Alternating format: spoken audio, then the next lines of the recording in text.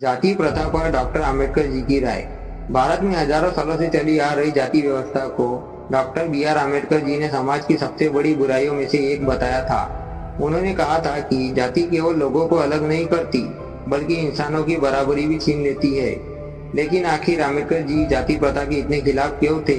आज हम इस विषय को आसान भाषा में समझेंगे, लेकिन उसके पहले प्लीज चैनल को सब्सक्राइब और बेल आइकन को जरूर दबा दीजिए और एक लाइक जरूर कर दीजिए ताकि आने वाली वीडियो आप तक पहुंचती रहे। जाति प्रथा क्या थी? पुराने समय में समाज को अलग अलग जातियों में बांटा गया।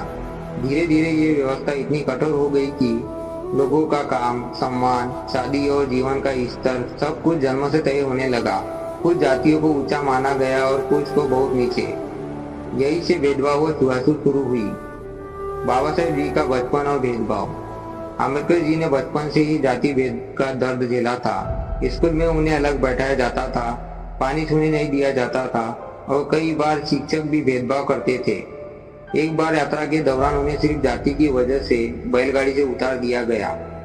इन घटनाओं ने उनके मन में सवाल पैदा किया कि क्या इंसान की पहचान उसकी मेहनत से होगी या जन्म से? जाति प्रथा पर आम्बेडकर जी की सोच। आम्बेडकर जी मानते थे कि जाति व्यवस्था इंसानों को बराबरी से जीने नहीं देती। उनके अनुसार जाति समाज को बांटती है, भाईचारा खत्म करती है और देश की प्रगति रोकती है। उन्होंने कहा था, जाति केवल श्रम का विभाजन नहीं बल्कि श्रमिकों का विभाजन है, यानी लोगों को काम के आधार पर नहीं, जन्म के आधार पर बांट दिया गया।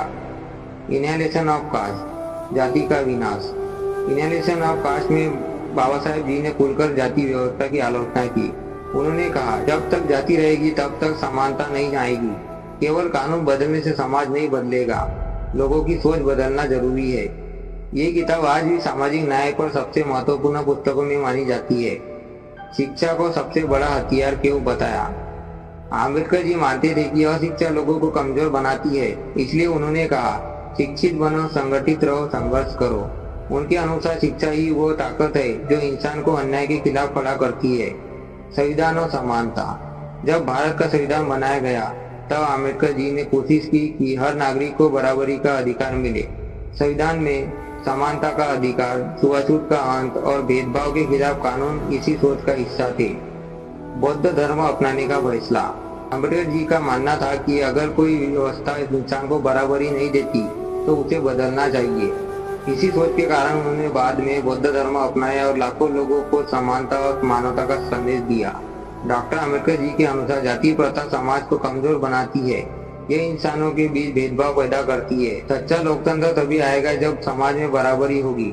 उन्होंने अपना पूरा जीवन सामाजिक न्याय और मानव अधिकारों के लिए समर्पित किया।